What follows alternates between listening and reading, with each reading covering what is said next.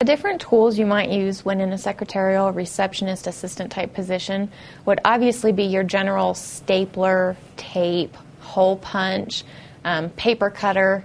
You've got to know how to use those things, and especially with a paper cutter, you need to know how to use them effectively and safely.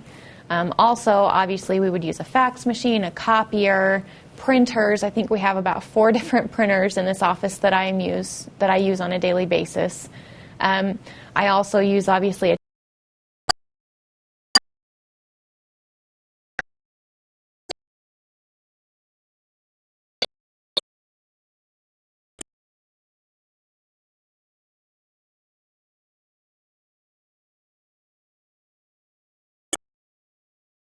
like that. You've got to know how to transfer a phone call. Obviously, that's your main job, is being the frontline phone person, transferring calls to voicemail to other people, anything like that.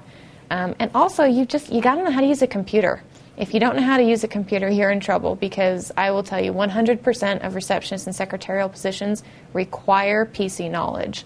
You've got to know how to use basic programs such as Microsoft Office. Excel, PowerPoint, Microsoft Word, Outlook is a big one for email.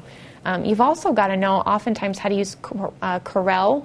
If you don't know how to use Corel, you can a lot of times revert back to Microsoft Word, but there are a lot of great features in Corel that Microsoft may not have, or they may not be quite as easy.